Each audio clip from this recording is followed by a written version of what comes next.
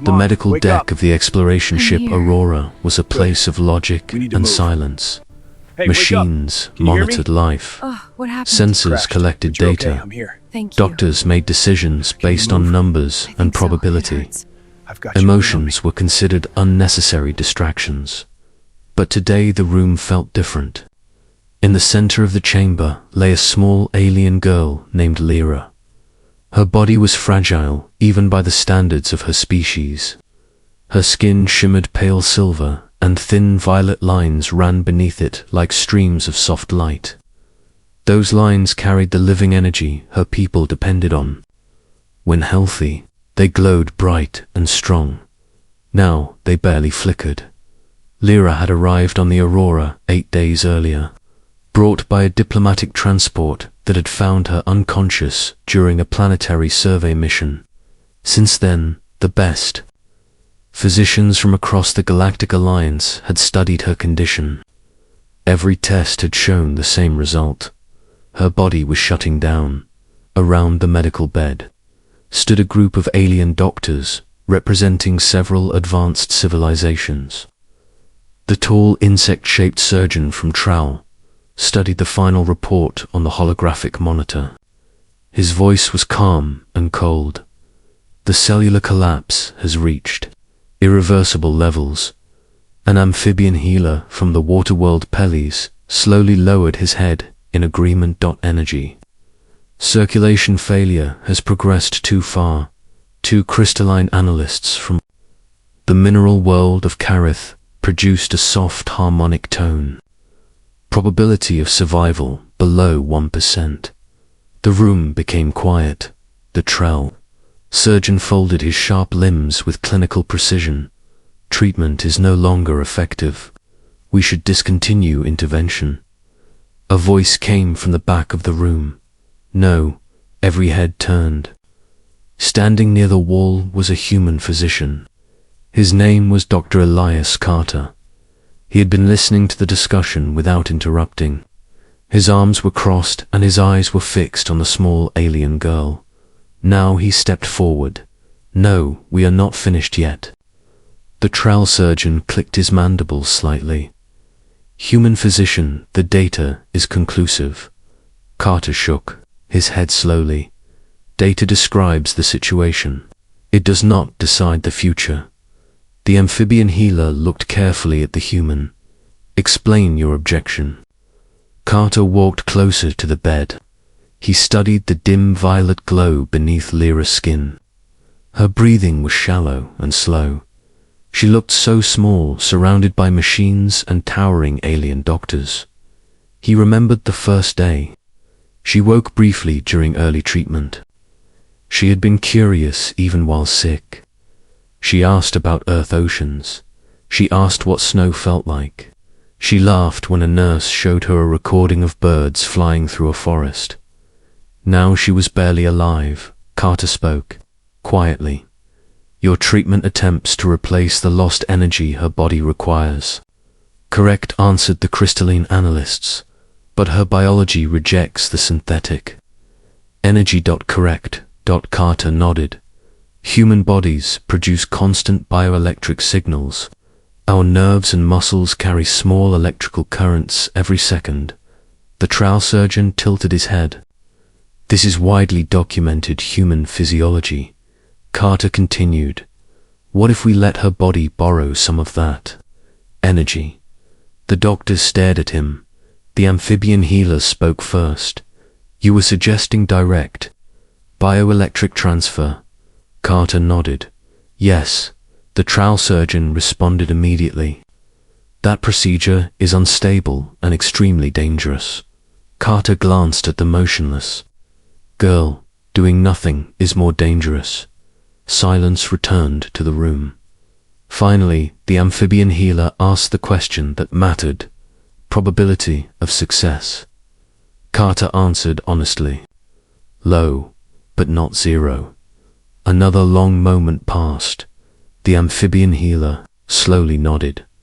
Proceed with the experiment. Carter moved quickly. Technicians prepared a medical synchronization system designed for experimental neural studies. Conductive pads were placed along Carter's arms and chest. Matching pads were gently attached along the glowing energy lines beneath. Lyra's skin, a monitor displayed a new connection signal. Bioelectric synchronization ready. Carter sat beside the bed. He looked down at the small alien.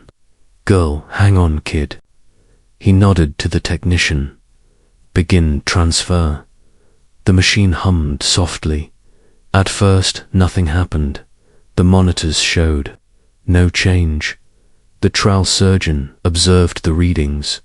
No measurable response. Carter remained still. Seconds stretched into minutes. Then one of the crystalline analysts emitted a surprised harmonic tone. Energy fluctuation detected. The faint violet lines beneath Lyra's skin flickered slightly brighter. Carter felt a strange warmth spreading through his arms. The machine registered increasing output. Human bioelectric flow rising. The amphibian healer leaned closer to the monitor. Cellular response confirmed. The trial surgeon stepped forward. Her internal energy channels are stabilizing. Hope slowly spread through the chamber, but Carter began to sweat. His breathing grew heavier. The machine issued a warning signal. Human energy output approaching dangerous level. The trial surgeon spoke sharply. "Human physician, you must stop." Carter shook his head. "Not yet." The glow beneath Lyra's skin grew brighter. Her chest began rising more steadily. The monitors showed improving stability across multiple systems. The amphibian healer whispered with disbelief. "Neural activity." Increasing. Carter gripped the chair. His vision blurred slightly. The machine sounded another alarm. "Critical human energy loss. Terminate. Procedure." Carter forced himself to stay conscious. Just a little longer. Suddenly, the glowing lines across Lyra's body flared with brilliant violet light. Her fingers twitched. Every doctor in the room froze. Slowly, her eyes opened. Soft, glowing eyes looked around the medical chamber. Then they focused on Carter. "Dr. Carter." The monitors erupted with new readings. Stable heartbeat. Energy network restored. Organ systems recovering. The amphibian healer stared at the screen. Recovery confirmed. The crystalline analysts produced bright, harmonic tones of amazement. The trial surgeon stepped back slightly. Statistical outcome. Impossible. Carter leaned back in the chair, exhausted. Sometimes statistics are wrong. Hours later, the atmosphere aboard the Aurora had completely changed. The alien girl had survived. Words spread quickly through the crew. Lyra rested peacefully in the recovery ward. The violet lines beneath her skin now glowed strong and steady. The alien physicians gathered outside the room. The amphibian healer spoke to Carter. "Your intervention altered the expected outcome." Carter shrugged. "Humans can be stubborn." The crystalline analysts added their observation. "Your species demonstrates unusually strong emotional motivation." Carter smiled slightly. "That tends to happen when lives are involved." The trial surgeon looked through the window at the recovering child. Today, that stubbornness preserved a life. Several days later, Lyra was strong enough to walk again.